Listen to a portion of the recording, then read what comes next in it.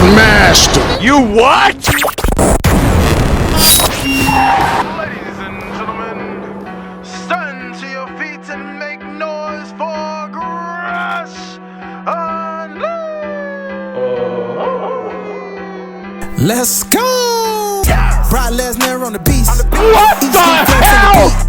Whole new swag with a price on the tag. Coming live from the west to the east. Better recognize on the mouthpiece. See the power level got an increase. I get no bitches. Bringing content on a daily. Feeling like Gresh unleashed. Ladies and gentlemen, boys and girls, baby mamas, baby daddies, everybody in between. It is your purveyor of mischief, Gresh, bringing another episode of the Gresh Unleashed podcast. And today we are once again joined by a very special guest. And not many people know who this guest is, but Tyler ElGuapo joins the table to discuss everything from DPW, Deadlock Pro Wrestling, from Twitch streaming, from training to become a professional wrestler. Everything you want to know. It's just a conversation that is literally chaotic and all over the place, and not really all over the place in a way where it's not structured, but all over the place where we are literally two wrestling fans. And in his case, he's actually working behind the scenes of a wrestling company, and we are actually having a solid conversation about everything that you would want to talk about. But before we get to that specific conversation, it would be remiss for me to not shout out our Patreon backers at patreon.com/GreshDigital. Without you guys, we would not be. This podcast would not even exist because your money goes into this podcast, and there's no other way around it. And I appreciate you personally from the bottom of my heart. I appreciate you. And without further ado, let's not waste any more time. Without further delay, joining me now is obviously someone that many of the people are probably not familiar with, but hey, this is an open field. We trying to get to know everybody possible. Tyler, I want to pronounce your name properly, Okay. but I don't want to butcher it. It's okay. It is Tyler ElGuapo. ElGuapo. ElGuapo. ElGuapo. I've heard that you're a Deadlock patron, aren't you? I am. I am a patron for Deadlock. I also work with Deadlock, Deadlock Pro Wrestling. Deadlock Pro Wrestling. No, the reason I said it because I've heard either Pulse or Johnny pick at the name. That's why I'm like ElGuapo. Yeah. But how you feeling today, man? I'm doing really good. Just hanging out. I don't blame you. So usually when I like I told you before we start recording, I did my research on you. Mm-hmm. You say you work for Deadlock Pro. What do you do for Deadlock? I am a sound engineer for them, and I run the entrance music, I get the music together, everything else for the show. I also run time cues for the referees. So I have a headset I have a walkie that goes straight to the referees that are in the ring. So to give cues for them for like time and stuff like that, and keep time as well. Oh man, when you said sound engineer, because I saw it on your Twitter, and I'm like, huh. You're me and you speak the same language. because for those of you who don't know it, and then you as well, I went to school for audio technology, so I'm an audio technical specialist. I usually go around hotels and run their conferences and their Zoom calls and all that good stuff. So it's like and then I also do their live sound. So it's like, okay, when I saw sound, I'm like, yeah, he knows exactly what I mean. When you running around hooting and hollering, trying to make sure everything's up on cue, then by the time you're done, you're gonna be like, man. The last 20 minutes before a show starts for DPW every time is the most stressful 20 minutes I ever have. Every time. So like, I don't know I'll admittedly, I don't know as much about sound as I should. Because I'm working alongside Superjaw, who does the production for Deadlock Pro Wrestling and a few other wrestling companies around the North Carolina area. Okay. So I'm under them basically still learning. But I've been doing like entrance music and stuff like that for like Premier Wrestling Federation before Deadlock Pro. So I knew a little bit before coming into Deadlock. Nice. When you said that, so you're basically like an A2 in a way. Kind of. Sure. Kind of sort of. Basically what an A2 is, so for a lot of people who don't know what that term is, A2 is basically you have your lead audio or lead sound. Then you have the A2 who's pretty much he kind of takes the weight off of the A1 as far as like you're in control of the playlist, the sound, Yes. making sure everything is mic'd up, making sure everything is perfect, and then he'll always obviously help you, but Right. you kind of knock that out so that they won't have to deal with it. Okay. Yes. So I never had been referred to as an A2, so I didn't know that term beforehand. So, but yes, that is essentially what I am as an A2. Basically, hey, you learn something Super new every day. Because Yeah, a exactly. lot of people don't know what that means. So it's like in my case, I'm always an A1. So I'm always the guy who like, okay, you handle that. You mic this person up. Make sure the mic is on. Make sure make sure the red light is on, because if it's not on, then it means it's not working. The battery's dead. Why is the battery like that's how my brain works. I see that every time, because like Joe from Superjaw. So it's Superjaw is really like a 2-man team, and then like they have people that help them out like along the way. Gotcha. But Joe and Tyler are like the 2 guys that run it. So we have 2 Tylers, we actually have 3 Tylers that are in Superjaw. But so Joe and Tyler, they kind of run it, and I see Joe so stressed like the whole like last hour, running around making sure everything is perfect. Hey, yo, the reason why I'm laughing is because that's literally, I think that's every A1's nightmare. But then at the same time, once it starts, and the funny thing is like we be stressing out, but then once it starts, everything goes smoothly. And then some people be panicking. They be scared to talk to us, because they be like, is he gonna flip out on me? No, I'm not stressing at you. Right. I think Joe is 100% that way, because like Joe will sit there and go, man, I swear I'm the nicest person, but like the last hour, man, I'm so stressed, because he'll like, it's like a switch will flip, and he just becomes like a whole different person. Go like, oh no, and then like run. You'll be trying to catch them and try to do something, then you be like, maybe he's busy. No, I'm stressing. Yes. If you see me stressing, grab my arm and say, we got it. Calm down. Because if you don't, I'm a panic just like you. That's me with Joe. I always go, hey man, relax. We got this. Everything will work out. We got it. Because I was listening to because I've been listening to DPW Deadlock since episode 1. So that's why I'm like, yeah. Same. So when they started Deadlock, and then they started when they broke down everything, I was like, ooh boy. I already know, because as a joke, me and my boy Highlight Reel, we was like, what if we start a wrestling promotion just for here in Atlanta, just for whatever, because we have this collab brand, Freeopedia, like Wikipedia, but Freeopedia is just something goofy. So we was like, what if we just start? I just said, well, what if we just start FPW or FP wrestling, and then just book everyone to job to me. And I was just joking. I was like, let's just book everybody. Man. Let's just do like a full gauntlet match where everybody has to lay down. That's awesome. Malaria. That's the dream. Yes, sir. That's why I was like, okay. But yeah, so when he broke it down, I was like, you know what? It's like after Pulse or let me say James and Johnny was like, okay, this isn't a cakewalk. And I hit up my boy Holla. I said, maybe this isn't a good idea. No, man, it is. I see sides of James that I don't think most people see, and it is the most like he stresses hard. Like I know it seems like the theme of the episode, man. Fucking, he is so. Is there cussing's allowed? Correct. I just want to make sure before okay. Yeah. All right. Just want to make sure. So like he is so stressed, like him and Johnny, because like Johnny is the fastest person I've ever seen. I will look. I'll be like, all right, Johnny, can I talk to you about something? Yeah. And I'll turn around. I'll look back. He's gone, and I can't find him nowhere.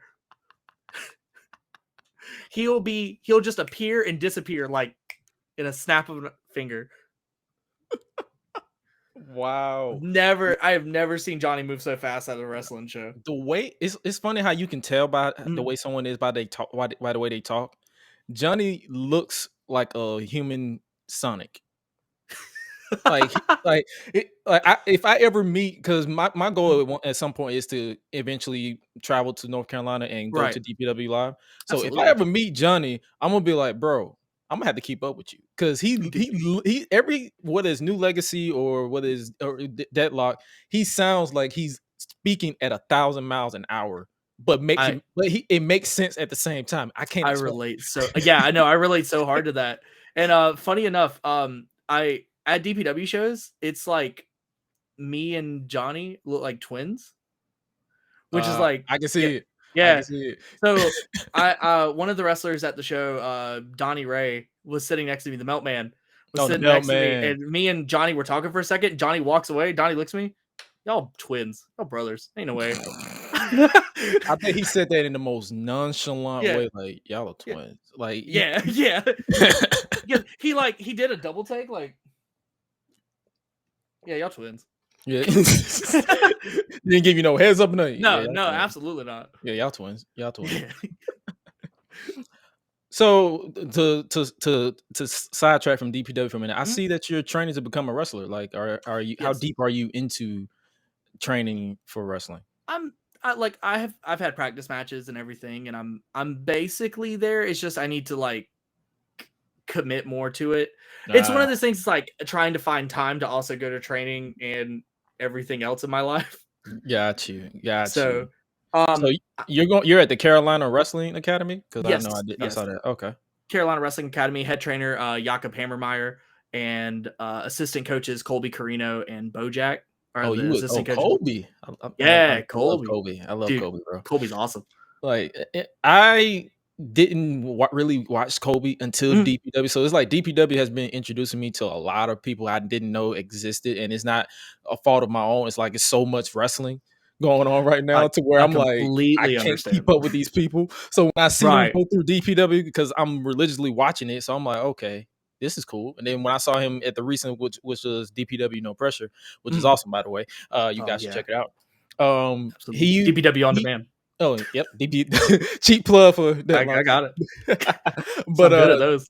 I listened when I was watching him from the DPW Fire tapings, and then as well as DPW No Pressure. I'm like, yo, this dude is it. And then when I did research, I'm like, how WWE didn't find anything for this dude to do? No, but I have no idea, man. You can't really fault. He has it all. Like, Yeah, and that's not even like because I train under him. He like I see it. He has it all. He can talk. He can wrestle. He knows like so much about wrestling, which is crazy. Like just listening to him train. Like, what's your craziest training story that you can think of? Oh my god, there's so much. So I've been training for a couple years now. So it's like I have a lot. Hey, the most chaotic training story you could think of that'll make you either laugh, shit, and fart all at the same time. So like I wasn't. That's awesome. I wasn't there for this one, so it's kind of a cheap answer. But there was a training session we had. I seen the video footage of it. Okay. And we had. I have two answers. One where I was there and one where I wasn't. So the answer for the one I wasn't there was we ended up on Botchamania. As a training session, we ended up on Botchamania. Because Bojack and Trey Havoc and Diego Hill were working on a spot where they had seen it done in GCW. Okay. And it was during like the luchadors, like Gringo Loco and AZF and all them. I think that's his name. I might be butchering it. ASF. Yeah. And they were working on they did a spot where two guys were holding the ropes, and I think ASF ran at the rope and they pulled the rope back so it ricocheted him up in the air. Into like I'm into like the Hurricane Rana. Yeah. I remember I seen that episode. Yeah. That was so they did so Diego's like, I want to try that. And Bojack and Trey were like, yeah, we could do that. We can help you with it. So they launched him and didn't realize how hard they launched him. And he ended up like doing like basically a whisper in the wind in the air and hit the ceiling fan above the ring, which is like a solid 10 feet above the ring.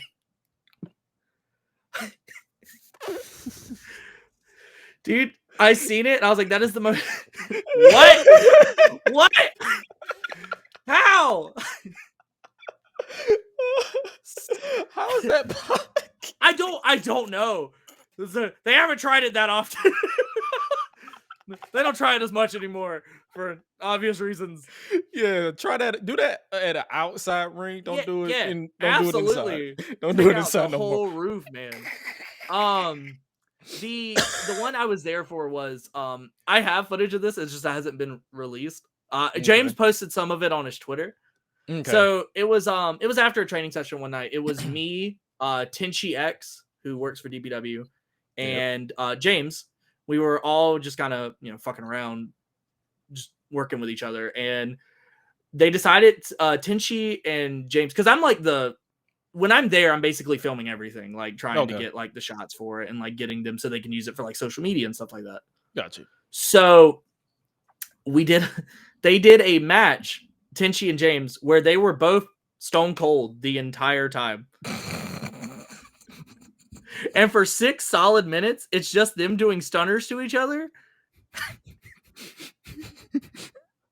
It is the most chaotic. It's definitely the most chaotic I think I've ever been a part of. Because like you can hear me in the video footage corpsing over fucking James and Tenchi just doing stunners to each other the whole time. I think I actually remember reacting to that, and I was like, "What? Yeah. What? Dude, Man, crazy." It's funny because me and the same guy was talking about, me and how like, well, Dwayne, me and him was like, bro, what if we just train? Because we was talking about, okay, either train just to train, take a bump just to see how it goes, or at least train to do commentary, because I've been doing voiceover for stuff, 2K games and all this stuff. Like, I'm pretty sure every last one of us have done something where we was voiceover and all that stuff. And I was like, what if I take this shit serious and just do it? Because I know more wrestling moves than I know freaking my family's names. So I'm like, dude, that's like me at training. So then I'm like, I might as well just. And I got the personality for it. I'm like, what about if the wrestling doesn't work? Because I'm gonna take a bump, because there's a school out here by you remember Swerve? What was his name? Dante Fox. From Lucha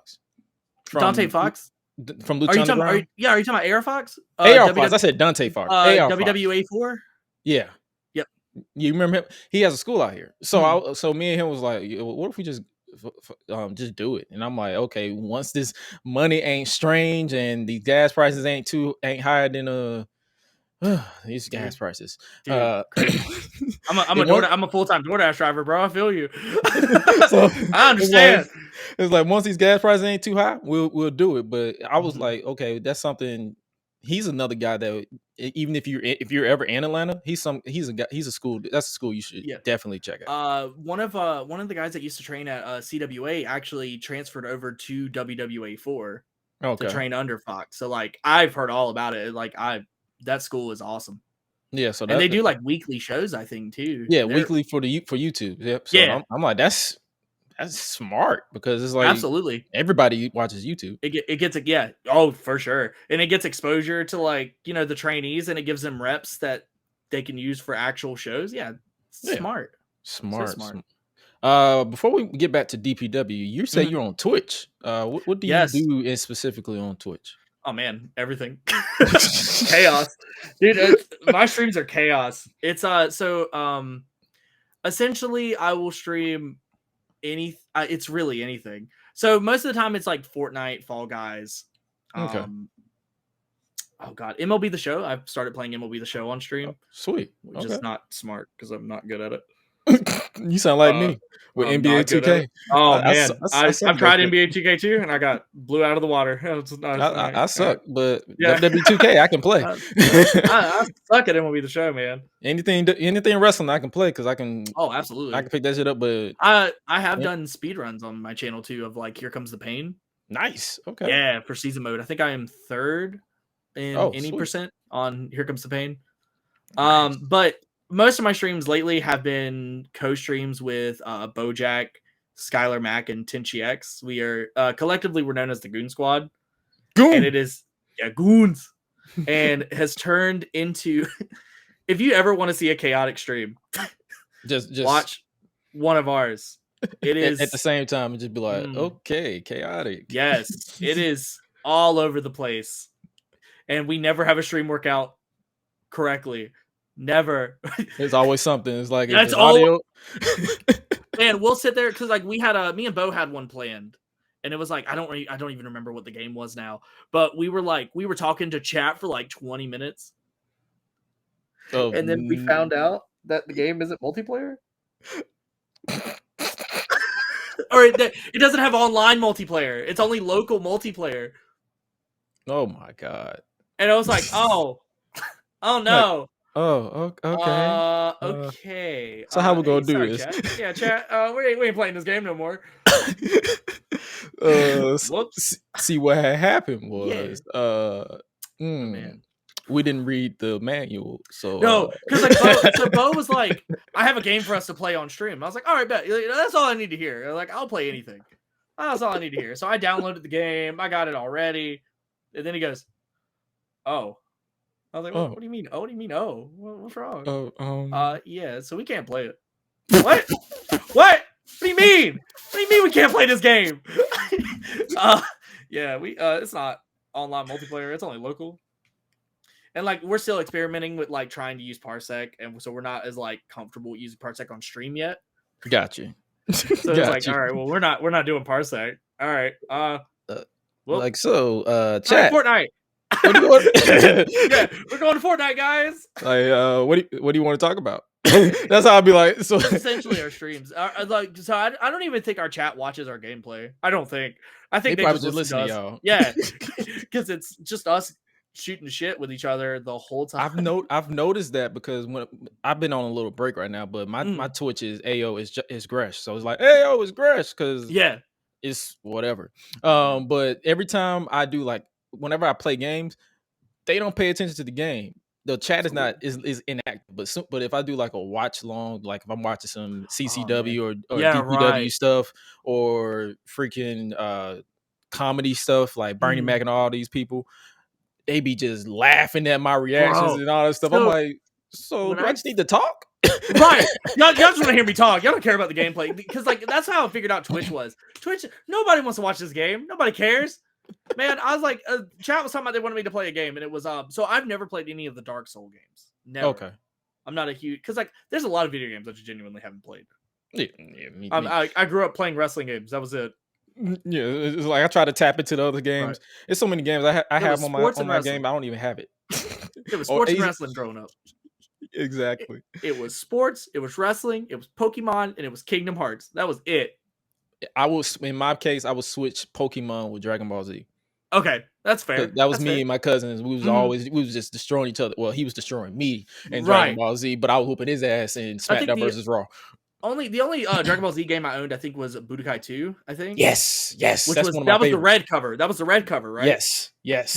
That's one of my favorites. That's the one I played. That's one of my favorites. Like if I could play, if I still had a PS2 or Xbox One or Xbox, I'd be like, yo, oof, it'd be so. I actually have an OG Xbox still, like somewhere.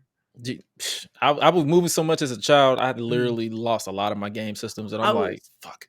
I grew up with a PS2, like a PlayStation. I was PlayStation, and I had like the Nintendo, like fucking like Game Boy Advance, SP. Oh, Game Boy.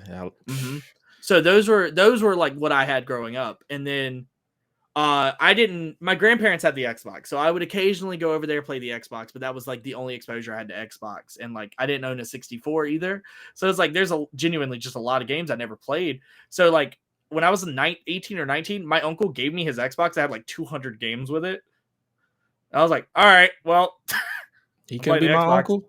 Yeah, right. I'm playing the Xbox now. Hey man, I switched between Xbox and PlayStation so many times. I went from let me go back. So a lot of my listeners probably don't even know what this is. I went from Dreamcast to Nintendo 64 to PlayStation 2, Xbox 360, back to PS3, Xbox One, then finally PS4. And now I'm still struggling to get a PS5. So I'm about to just settle and get it. PS5. I just got a PS5 like in the last few months.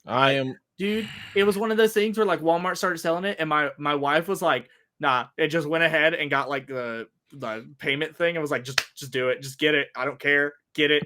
I don't care. Tired of waiting to get this. We'll pay on this. We'll pay on this. Just get it. Absolutely. Man. Boy, man. It's like every time I get it, it's like, no, every time I'm close to getting it, a bill hits. And I'm like, oh man. Fuck. So, it's either I didn't have the money and I could get in, or because I would still try to get in just to see what would happen. Right. Or I had the money, and then when I got in, oh, we're sold out. I had one PS4 PlayStation sent me a fucking thing that goes, only people that get this email can hop in. So I joined in immediately. And I waited. It said you have a 10-minute wait time. I was like, okay, that's fine. That's fine. 10 minutes. They had me sit in this for 10 to 15 minutes. I get in, sold out. So you have me still sit in this for 10 minutes they're like, yeah, but you can get a cover. I don't want the guy. What am I gonna put it on? What if I put this cover on? Yeah, you don't want the skin for it? No, I want the game. What am I just gonna? It's like the fucking, what is it from Fairly Odd Parents? This is where I would put my my thing like, if I had one. So it's like I would have the skin on display. I have a skin, and this is what I would use this skin if I had a PS5. What, like that's like taking a participation trophy when you play in the basketball game. You did not score anything. You're on the bench. You didn't even you play. You didn't even play. You gotta. You came in and you stood off on the side. You cheered me on, fanboy.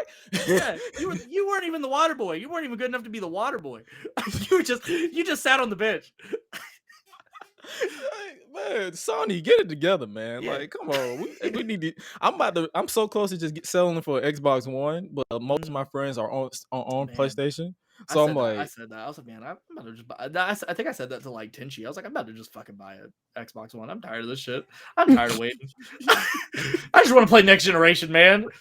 Because they're gonna eventually stop making current gen at some point. Like, yeah. I'm pretty sure by 2023 they're gonna just stop making them. Right. I know. I think if you play WWE 2K23, if that's the thing, I think they said that's gonna be either. It's a close possibility that they're going to cancel PS4 and Xbox One version. So I'm like, ooh, let me hurry up and get this. Now I need it. Yeah, I was gonna say probably shouldn't cancel it until we have it. yeah, probably. Yeah. Like, wait, give me to 2024, and then you can cancel it. Because by then I'll probably have it. I'll probably be married with kids at the same time. But oh man, hey, neither here nor there. Yeah, right. I'm married, brother. I feel you. Like I might say, other than that, man, Twitch with me, yeah, like you were saying, Twitch, it's like a hit or miss. Like once you find your niche, you can really take off. Because I believe it's like for the past, I started on Twitch when I started the whole content thing. I started on Twitch 2K15, WWE 2K15. I started like just BSing around. I had one viewer. It was probably my mom, but I had one viewer, and I was just doing universe mode stuff, and then I converted over to YouTube, and then that popped off during the pandemic. That I'm sitting at like maybe 4K, and I'm like, I know some people are like, oh, that's nothing. I'm like, it's more than what 4K is a lot. What? No way. No way. That's a lot. My YouTube, I'm sitting at like I think 111. I feel you. 4K is a lot. That's something to be proud of. And most of it is basically for the games. And then I was telling people, and I told on the last episode that I did, I was like, 2K22 isn't really my content is more so in detail type content. Like I do camera angles and all that stuff for universe mode matches. Gotcha. It's a headache in 2K22. I've seen. I have seen. Oh my god, man. So my path is weird. So I started off on Twitch and like got semi-successful on Twitch, which was like when I looked at your numbers, I'm like, that is successful. It's more successful than me. So I started streaming like just for fun, just to like stream, and then I ended up like full diving into Twitch, just watching streams, and like didn't even realize that I was networking. Didn't even realize it that's what networking was. And one of my Twitch friends, Super Gibby, was telling me, he goes, dude, you are the best networker I know. And it was like I never even looked at it as me networking. I was just like, oh yeah, this is dope. And I would just comment in people's chats and just talk. And that sounds like me. Like I just be in people's chat. I'm like, hey, what's up? How's it going? Yeah. And I would just be like talking, and like I ended up playing games with like most of those people. And then it was like next thing I know, for like in like 6-7 months, I ended up going from like 100 to like 900 to 1,000 followers. And then it was like I sat there and then I took a break. That sounds like me with getting the path to affiliate. They be like, oh, you need this, that, and Yeah. third. And I'm like, I'm so close. And then I'd be like, yeah, I'm gonna take a break. So it'd be like, you be so close. I'm like, yeah, I'm gonna take a break. It's like you won't even realize it. You'll sit there and be like, oh, I'm gonna stream like today or tomorrow. And then I'll be like, oh, okay, I'll just do it the next day. And then like next thing you know, that turns into like 2 weeks. And then you realize you haven't streamed 2 weeks. It's like, oh shit, I really should probably stream. I don't even bother putting a schedule anymore. I'm like, I'm just gonna I never did a schedule. I told people I will go live at some point. Just know, because I used to stream daily. Okay. And I would do it like, because I was working full time with Domino's at the time, and I was working like 50 hours a week, 55 hours a week there. And I would still stream like every day. Because what it would be was like, I would work, they always had me working closing. So I would work like 5 to like 12, get home at like 1, and then I would stream from like 1 to like 5 or 6 a.m. and then go to sleep, wake up, repeat the process. Good Lord. Hold yes. on. I thought my sleep schedule was fucked. Oh no, hell no. My sleep schedule is beyond fucked. Man, there's been days at DPW where like I haven't slept in 36 hours because I'll sit there and be like, fuck, I was like, I'll try to go to sleep, and then I can't go to sleep, and our call times are like 9 a.m., 10 a.m. And I live 2 hours away from where we're doing the shows. Okay. I'd be like, all right, well, it'd be like 4 a.m., 5 a.m., and I'm like, well, there's no point for me to go to sleep. I'm going to be more tired if I go to sleep. All right. That sounds like me. It's like you go to sleep, and then the adrenaline wear off, and then when you try to wake up, you be like, it takes you about an hour or two to wake up. So that's why it's like whenever I have to, because I'm a one-man machine on this side of the field. Like I produce podcasting, I still do 2K content, and I pretty much control 4 YouTube channels. Okay. And one Twitch stream. So I got the Gresh YouTube channel, which is basically 2K. Then I have the AO is Joshy G, which is basically my comedy short skits type where I just BS around, and I'll be like, you either find it funny or you don't. 9 times out of 10 people find it funny, but I just be BSing around. And then I have the Freeopedia YouTube, or the Freeopedia brand. So it's like YouTube, I believe Twitter and all the stuff. So I run that. And then I have the Gresh Unleashed podcast. So that's literally 4 channels.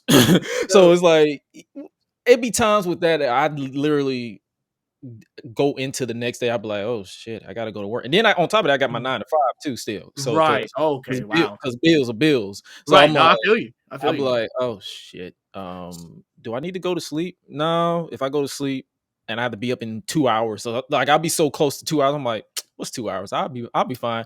Halfway through the day, I'm like, oh fuck, I should have went to sleep. So it's always been like so I'll use the last DPW show for example. I went to bed. So our show was Sunday.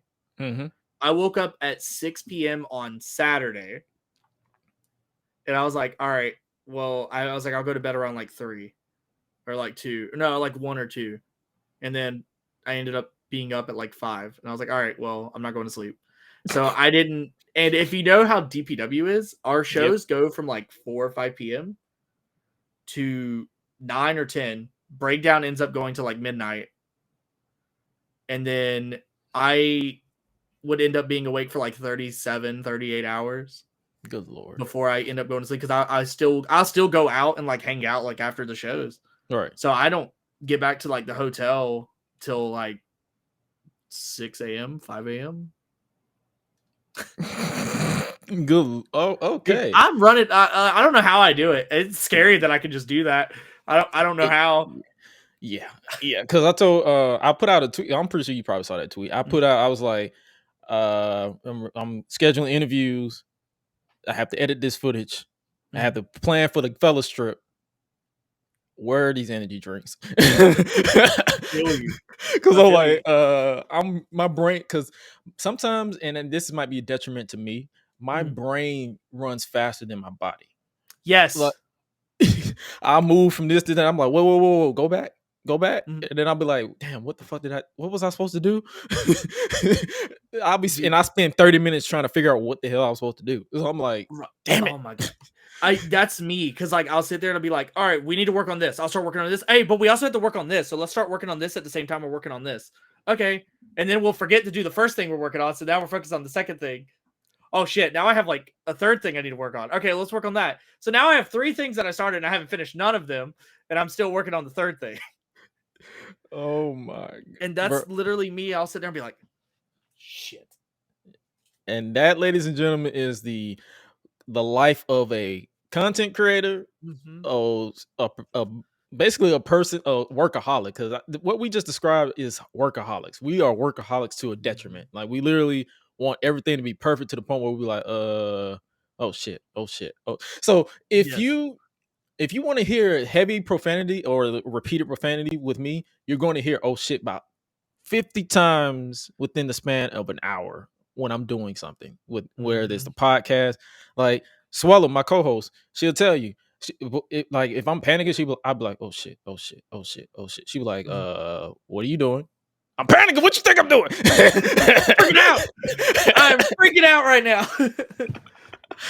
but yo, man, Twitch is a beast of its own that we can talk about for days. We might as well really back into DPW. And go right into the speed round Q&A that I do at the end of everything, so we can kind of get more of what you like.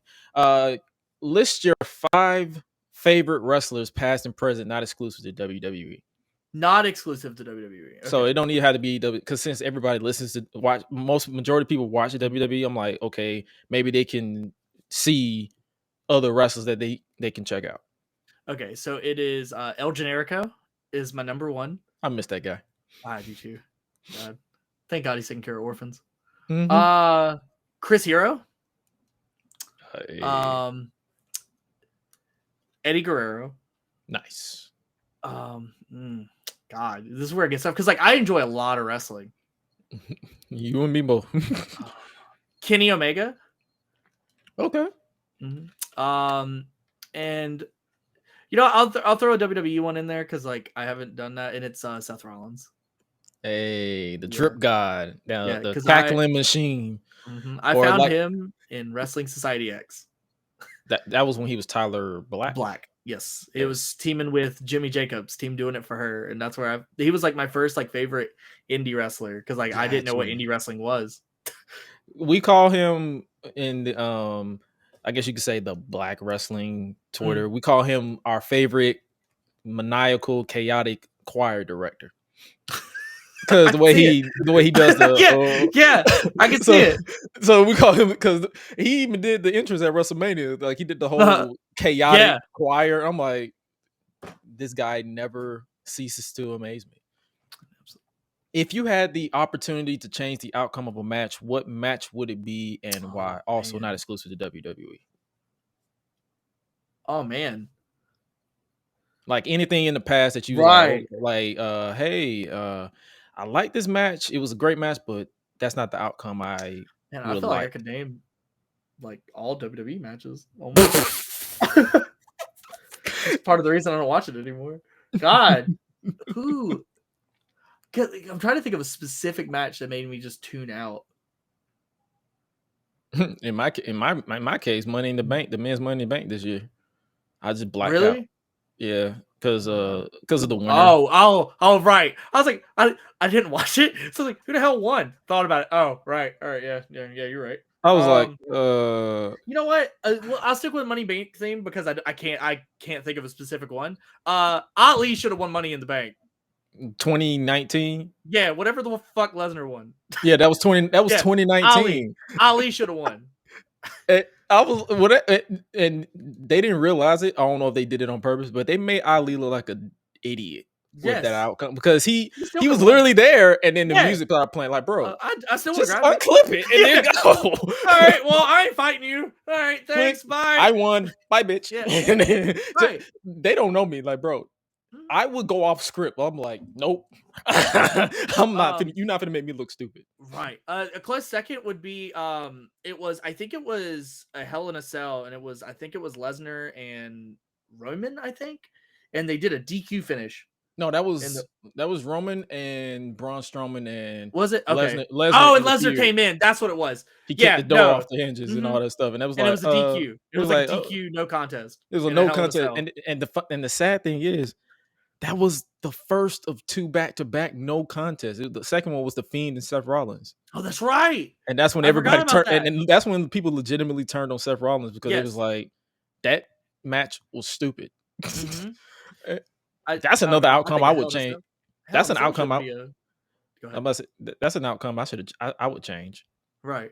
And by outcome, I mean I would not put the match on at all. Right.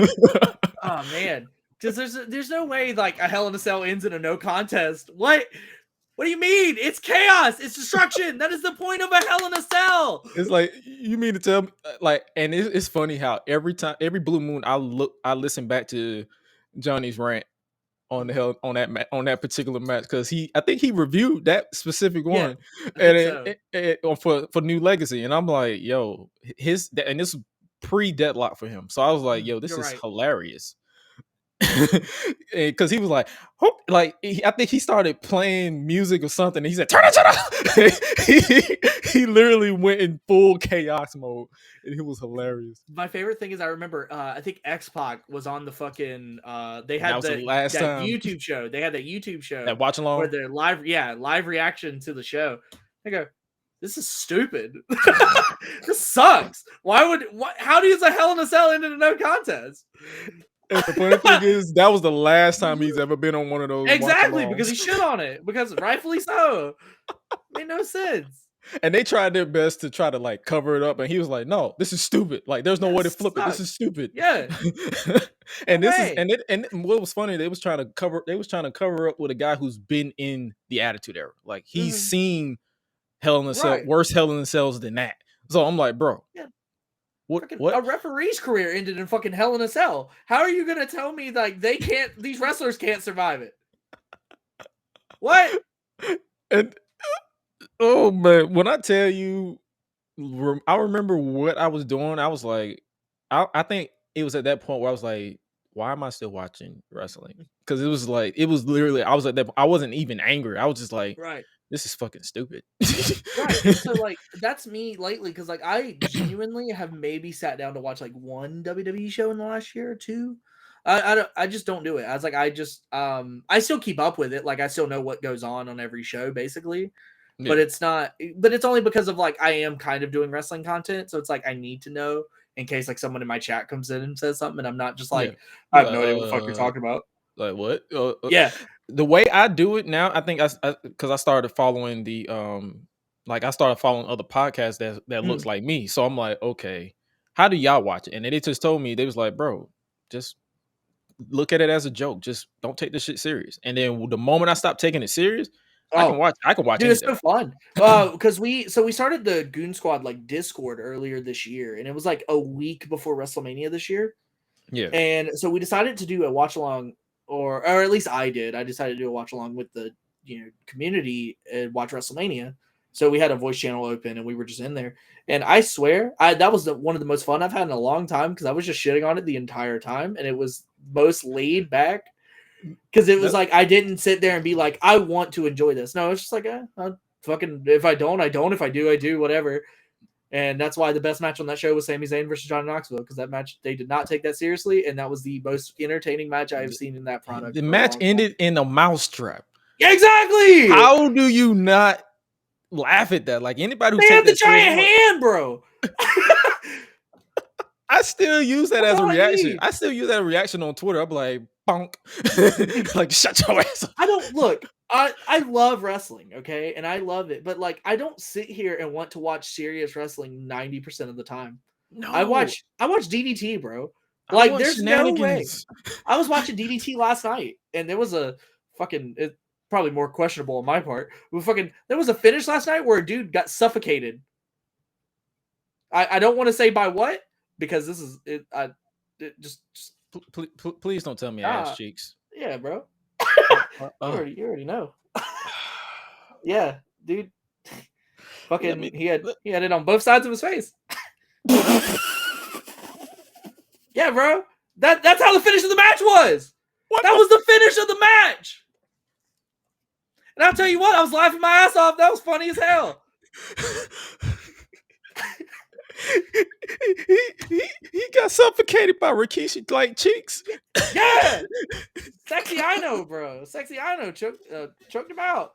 Shout out Sexy I know. If I know he ain't listening to this, but Rikishi, that was a missed opportunity. You should have had at least one of your matches end by suffocation. Yeah, you should at least once. Now I want to see somebody suffocate to lose the match. They're like, "How you gonna do it?"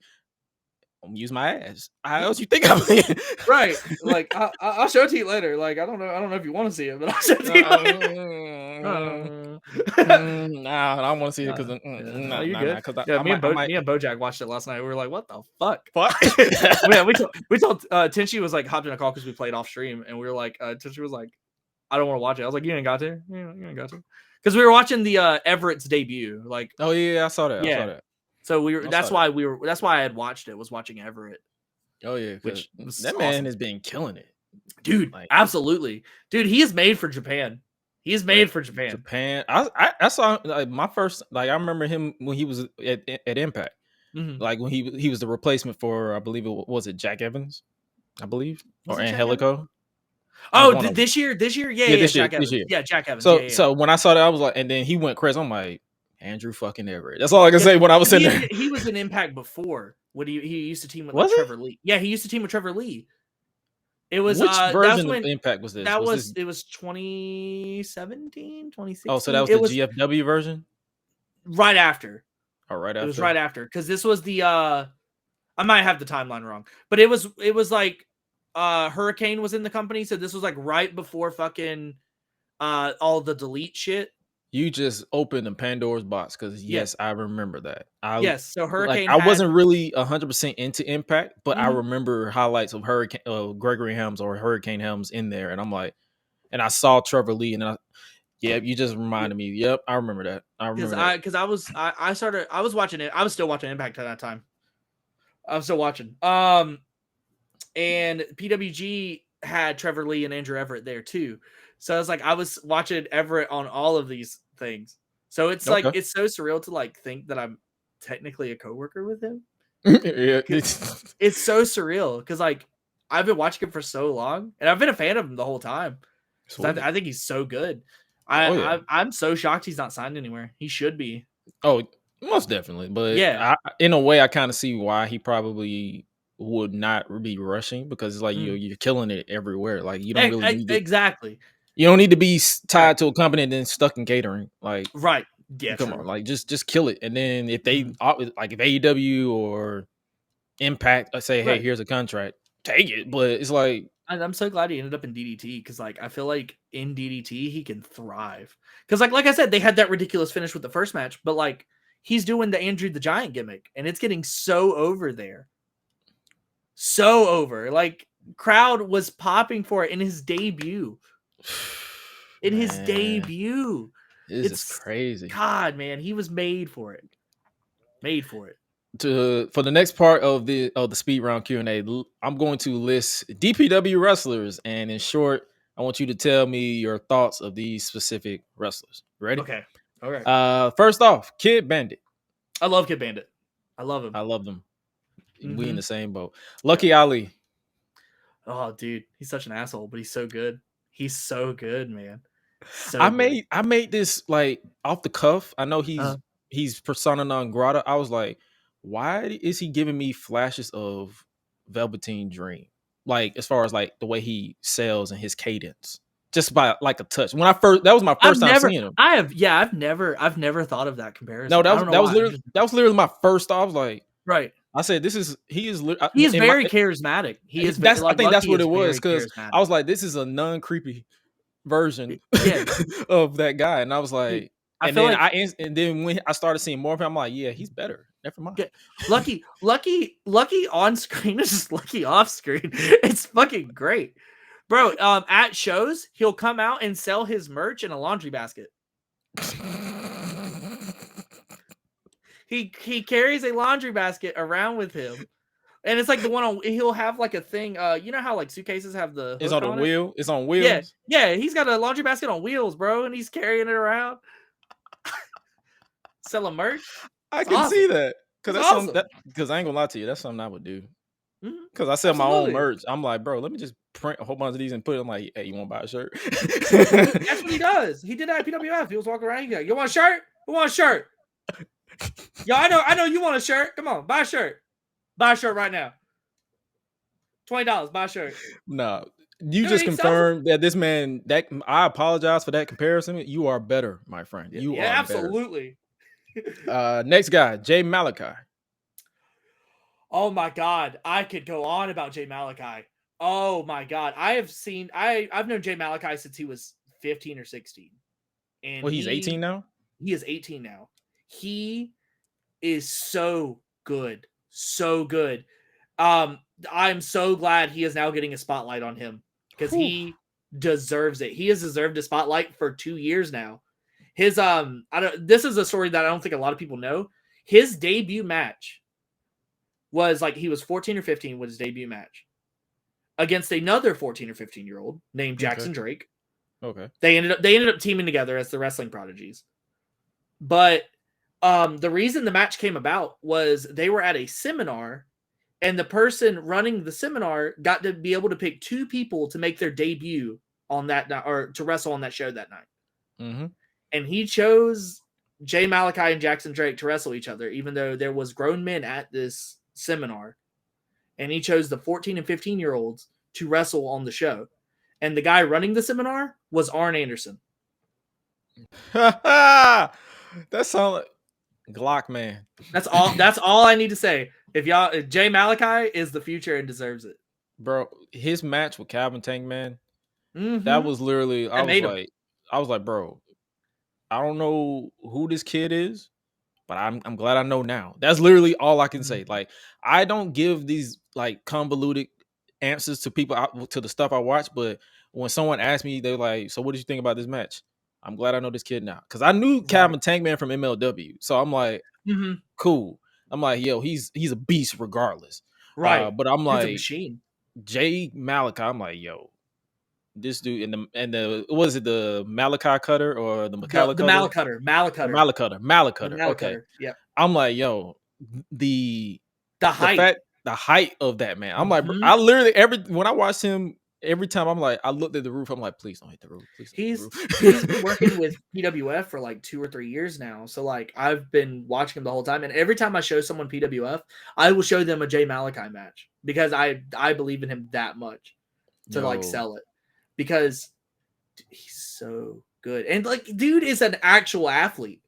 Like he was late. He was late to a show because he had a track meet. He won the track meet and then came to the show and wrestled Cheeseburger the same day. How the fuck? Dude, he built different. Built different. Yes. Next up, we already know about. We pretty much gave a spotlight to Andrew Everett, Josh Fuller. Oh man, dude, he's got to hit that overdrive. He'd be the greatest of all time if he hit that overdrive. Is it? I can't wait to see Johnny lose his mind on commentary. God. I can't wait. Biff Busick. Oh man. Oh man, dude. That was so like I've been a fan of Biff since PWG, since before he signed with WWE. And so when I got to meet him, it was so surreal.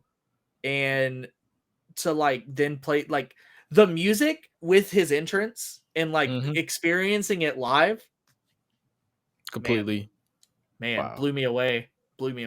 His match with Bojack, I was like, nah, my first thought was, why the fuck didn't NXT book this man like this?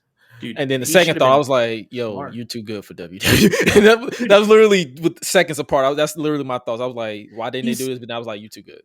And he's like, the tenacity he has in the ring is like almost bar none. He makes me believe that he wants to kill you. Yes. That's literally how it was, man. Yo.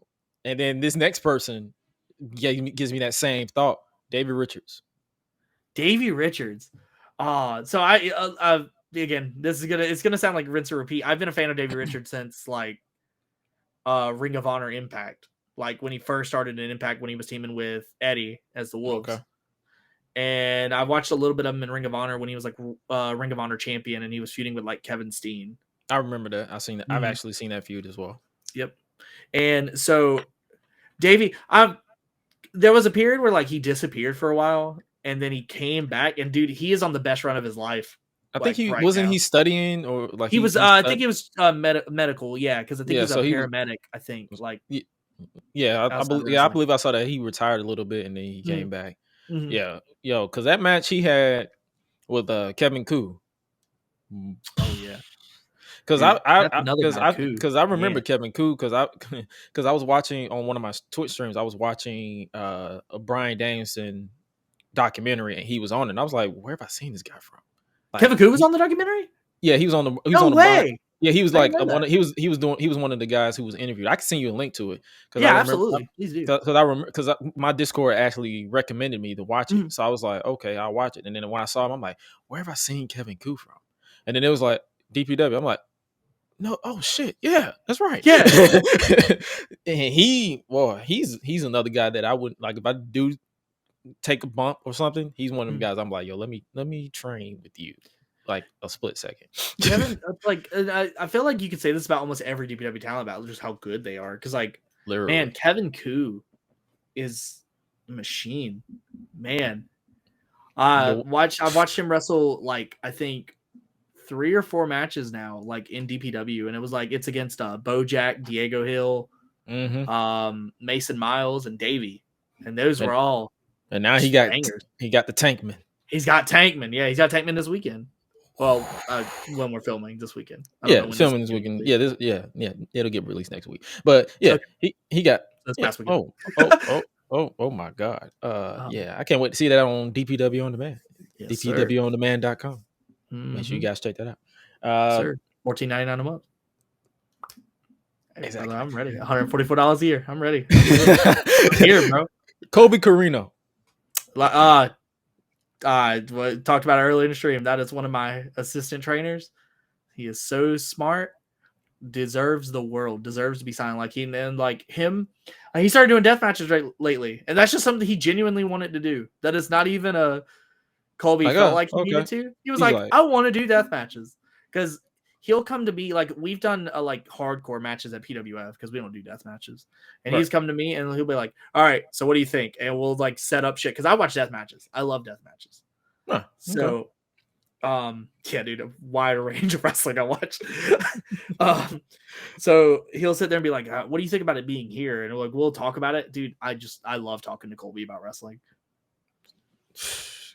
He just to be a fly on the wall with some of the conversations he has. He just looks like he has that knowledge that you can go far with. Diego Hill. Hill. That is my boy. Yes. So I met Diego Hill in 2020. Yeah, it was like right around the pandemic because we had to do a show in someone's backyard because we didn't have it anywhere. We couldn't have it anywhere else. It was like a charity event for Black Lives Matter and stuff like that. And this was the first time we had met him. He came in. He used to wear a mask. I don't know why. Dude does not need a mask. I don't understand, but he would wear a mask. And he was training at another training at another school. And we had talked to him. We're like, because I sat there, I was watching him like practice, like before the thing. I was like, what the fuck? Who is this? Because I even looked at Bo. Who the fuck is this? Who is this? He goes, I don't know. And so we talked to him, and then he started training at our school. Like immediately started training at our school, and we're like, dude, take the mask off. You're too good. We're gonna help you out any way you need. His match with Bojack, dude. 27 minutes and 21 seconds that match was. I remember. It was like I looked down, I was like, oh, that's it? That's how good it was. Right. It doesn't even feel like 27 minutes. It doesn't even feel like it. It was so good. And like that is the match they have been wanting to have for the longest time. Bo and Diego, because like Bo and Diego team together, like they're the High Flying Star Machines, them BK Westbrook and Azrael, Okay. and that was like one of the first times they faced 1-on-1, and that was exactly what we had expected from it. If I show somebody that match, they're gonna either be like, "Yo, this is chaotic, this is good, this is all over the place," but they're gonna have a reaction. Like that's how I'm like. My reaction was like, "Yo, this was just on DPW fire." Diego is the most athletic person I think I've genuinely met in wrestling. His match with was it Lindsay? Lindsay, boy, man, Diego can fucking. He will at training he'll try different moves. And it's like he wants to be. I'll say he looks up to. I don't want to say he wants to be like. He looks up to like Dante Martin, the way Dante Martin does shit. Oh boy, him. So he wants to be able to do that. So like I've watched him just sit there and like straight vertical to the top rope and do moves, and it's like, man, just the shit he does in training is crazy. Now I he hasn't done it in matches. Now I kind of want to see Diego versus Dante. Like Diego wants to see Diego versus Dante. Hey, Tony Khan, you want to book that match for AEW Dark? Like get Diego. Get Diego. Come on now. Come on. Absolutely. Donnie Ray. Donnie Ray is another one that I have known for years. So Donnie is also a CWA. Okay. And I met him when I first started training. Matter of fact, my very first practice match I ever had was against Donnie Ray. Sweet. And he has had he's lost a lot of weight in the last year, and he looks phenomenal. And that Meltman gimmick, not even a gimmick. No, I can't even call it a gimmick. That's not a gimmick. Him. That's Donnie. You see Donnie? That's Donnie. You talk to Donnie? That's Donnie. Man. Hey, yo, I think I can relate to his gimmick because me and him are I'm the most nonchalant person. Whenever if you ever see me in person, I'm literally I'm either in my own head or when I'm talking to people, I'm nonchalant as hell. I'll be like, so how's it going? Like, everybody be all over the place, like they be panicking. I'll just be like, hey. I'm just chilling. Yeah. Next man, Calvin Tankman. We talked about him a little bit. Is one of the nicest people I have ever met in professional wrestling. I think we just killed his gimmick. No way. Because when I look at him, I'm like, bro, he don't. I'm talking about outside the ring. I'm not talking about him in the ring. Not him in the ring. Outside the ring, one of the nicest people. I'm about to say, wait a minute now. That's sat down. When the first time I ever met him, I came up to him. I was like, hey, doing the introductory. Hi, I'm Tyler. Nice to meet you. Da, da, da. We ended up talking for like 15 minutes. Just because like I'm so used to people be like, oh, nice to meet you, and then like kind of no, fuck off. And then he just started talking. I was like, oh, okay. And we just started talking for like 15 minutes just about random shit like in the area. Tankman is actually one of the funniest stories of DPW. So the first show, we're sitting there, and it's like about an hour or two before doors open, and Tankman still hadn't arrived yet. Oh. And me and James are talking, and it goes, Tankman's flight is delayed. He is still in Atlanta. And I was like, well, there's no way he's making the show. There's no way. Atlanta's like 6 hours away. There's no way he's making the show. So we were rushing, like everyone was rushing, trying to figure out what to do for the show and stuff like that. Well, literally like not even 10 minutes passes. I look over and Tankman is standing at the ring. And I went, he's right there. He literally walked up to a group of people. Hey, how's it going? And everyone was like, what the fuck? You're in Atlanta. What? And I looked at James because James is freaking out. And I'm like, James? He goes, what? I was like, Tankman's right there. He goes, what? And then Johnny beside me, that's my fucking guy!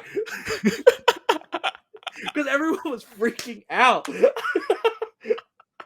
Do you think his text was delayed? Because that happened before with me. Like I would text somebody that I'm delayed. There must have been some confusion somewhere.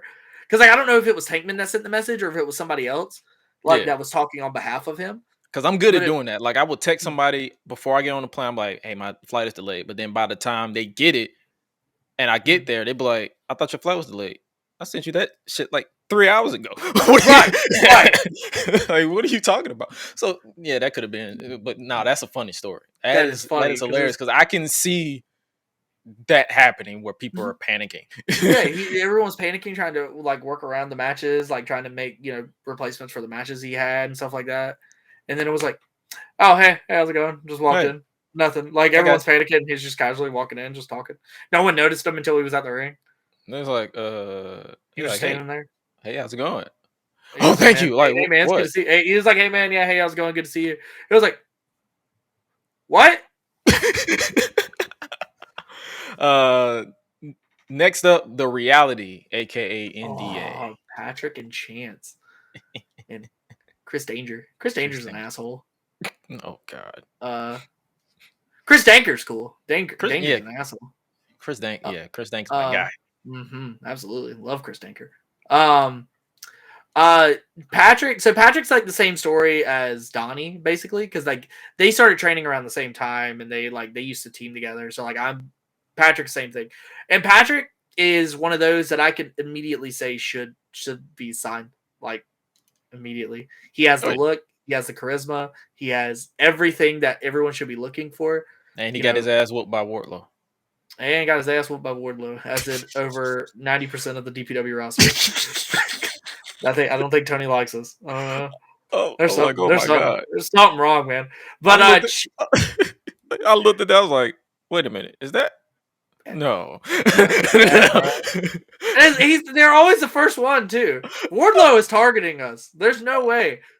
The first day Wardlow comes into DPW is going to be groundbreaking. I'm just saying that. It's gotta happen. It's gotta happen at this point. There's no way. Chance is one of those. I have loved Chance. He just started streaming recently too. And I love Chance's God. He's the man. He is the man. He's so good in the ring, man. God. He has an ability to make me flip a switch from he has a punchable face to like, okay, chill out. Yeah. Like when someone's whooping his ass, I'm like, chill out. He used to do one of his old gimmicks was he was a millennial. He was the millennial Chance Riser, and he would come out in a sweater and with a Starbucks cup. That's a millennial. Yes. That's a fucking millennial. Oh my god. Oh yeah.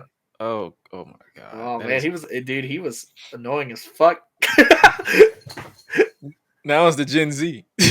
Yeah. That was third. Yeah. It's like the Gen Z is the most annoying people in the godforsaken world. Like, oh yeah. God. Next up, Jack, the current reigning and defending first ever DPW World Heavyweight Champion. Guy. God, that's one of my best friends. One of my best friends in the whole world. If I'm talking to somebody, it's probably Bojack. It's more than likely him. I have almost accidentally called him by his real name 100 times on stream because I'm so used to just talking to him. Right. God, I met him. I remember his first day, like not first day of training, but like when he first started. And man, he deserves everything. He deserves the world, man. He is so talented in the ring, the athleticism. God, Bojack has the most unexpected athleticism, I think. Because like he's, people know he's athletic, but they don't realize how athletic. I remember he took me off guard when I first saw him because DPW was the first time I saw him as well. Yeah. So I'm like, who the fuck is this guy? And why am I not seeing him more? He's so fast too. Like people, I don't think people expect that. Like they'll sit there because he'll do like the the slow style, just the big man, someone's ass. Yeah, just whoop somebody's ass, and then all of a sudden, just darts and just fucking hitting that big boy and fucking hitting that lariat. He never realized how quick he is until he hits that Grand Smasher lariat. You never realized. And then it's like you sit there because I can tell you every time I watch wrestling pretty much by myself anyway, unless I'm with friends. And you'll catch me doing this a lot, watching DPW. I'm like, what? That shouldn't That's not possible. how, And how is this possible? he is definitely one of those that's like he will. There's no should. He will be signed. There's no way. Yeah, if you He's overlooking this man, there's something wrong with you. God. At this I point, know. I know he wants to work in Japan. He wants to do Japan dates. Ooh. And God, man, him and Noah, him and New Japan would be so good. The matches he would have. He deserves the world. And they're like, and this is biased. I don't give a fuck. It's my best friend. Hey man, I'm biased because as a fan because bro, yeah, like I don't follow a lot of wrestlers on Twitter because I try to keep my timeline limited of some wrestling because I don't need propaganda all on down my timeline. Oh, yeah, but I want as soon as DPW started, I follow BoJack, I follow you, I pretty much follow. I follow Patrick, Chase, Chris. I follow everybody. Like I literally, right. I'm like, yo, I don't want to. I don't want the propaganda wrestling like WWE, AEW. I want the guys who I know who are out here busting their tail, doing their thing, and just really killing it. This is the type of wrestling I want to. See on my timeline. It's kind of touching back too, because like Patrick and Chance, like Patrick has a ring in his backyard. I saw that. Yeah, Patrick wants this like more than anything, and it's like if fucking me and BoJack could, we'd have a ring in our backyard too. Like if we do, that's everything we all like. That's what everyone in DPW has in common. Everyone wants to get better and wants to be the best. There's not.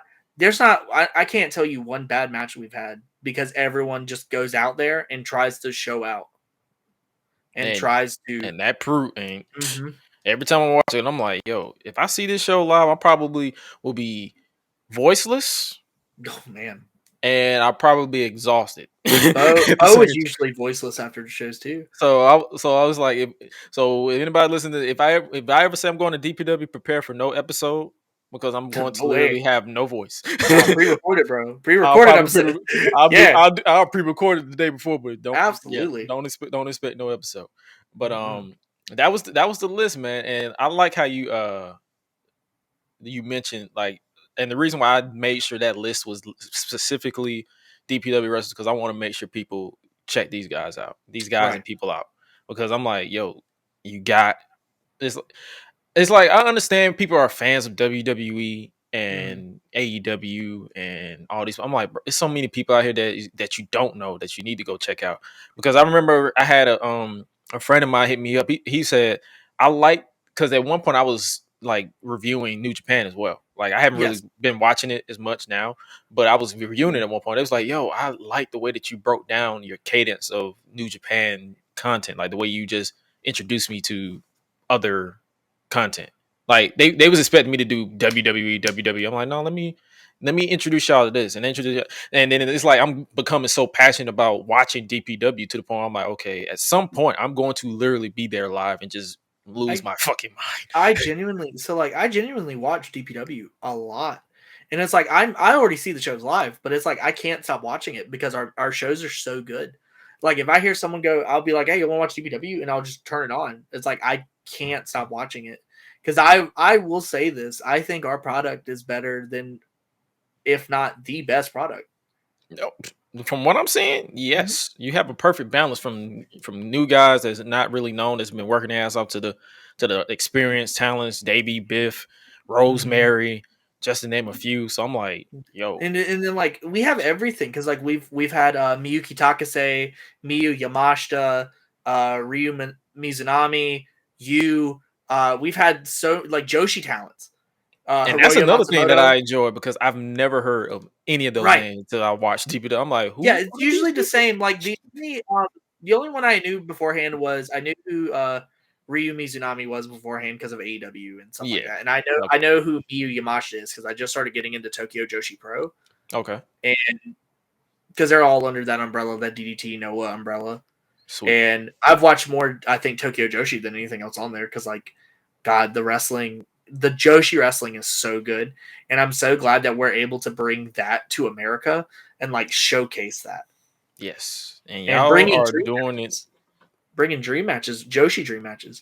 Because Yamashita and Miyuki had never wrestled each other. It's like when James was like, oh, this is a dream match. And I'm like, what? And then when I saw him, I'm like, Now I see why. And it's like Miyuki worked for like another. I think it was Diana. I could be wrong about the company, but and Miyu worked for Tokyo Joshi, and it's like I guess they. I don't know how it exactly works. I'm still learning Japanese and stuff, but like usually they work for just their companies.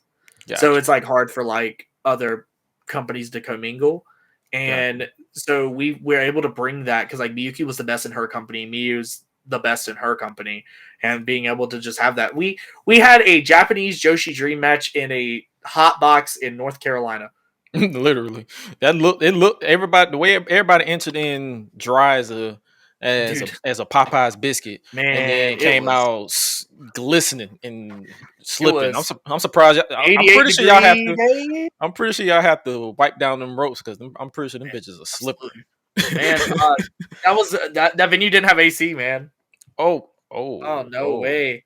So like surprisingly, it wasn't as hot as we thought it was going to be. It was still like a little bit hot, but it wasn't like, oh my god, we're dying. It was like, it's a little toasty, but it's not like the end of the world. Basically, come out with tank tops and hot and wet towels and a little mini fan. Just our Goon Squad community. So we have most of our community is part of they collectively call themselves the Front Row Gang because they're always in the front row of like the hard cam shots.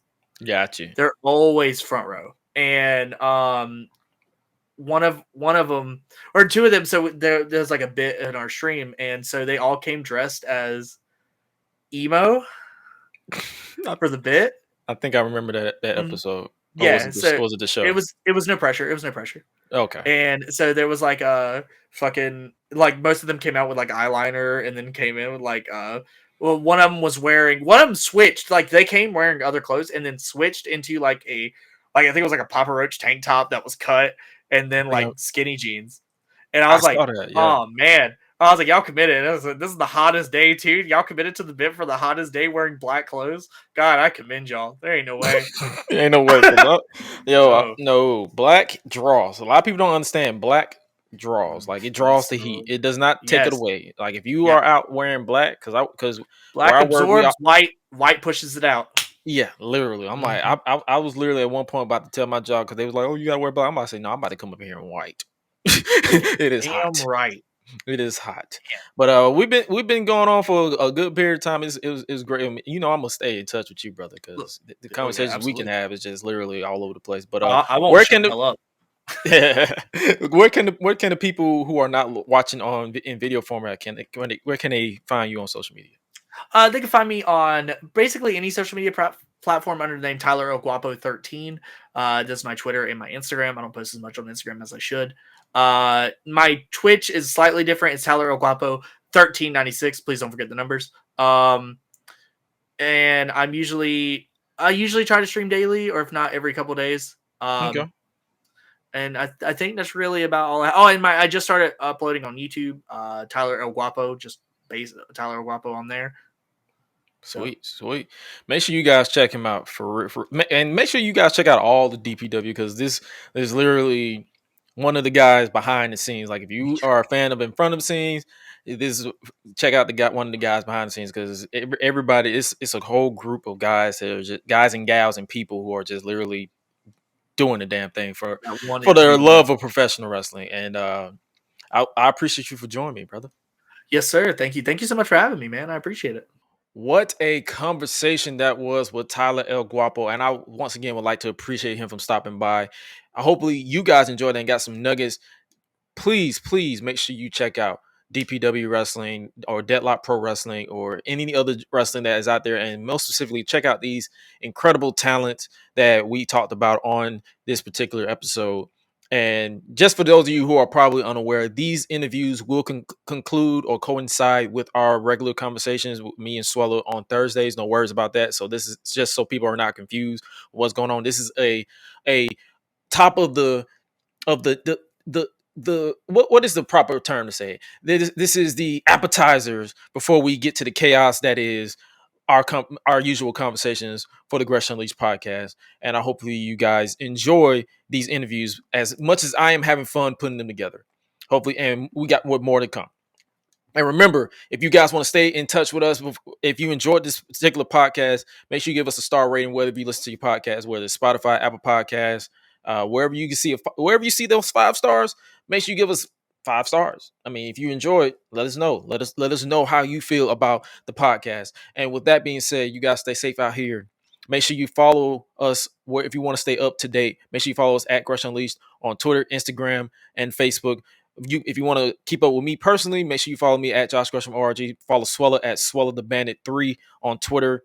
And if you want to find all of our links, solo.to/Gresh or solo.to/Swella. And with that being said, stay safe out here in the world of unknown. But as your purveyor of mischief, I have to remind you of the one known, and that is you are appreciated, especially by me. And remember to always eat, sleep, flex, and repeat.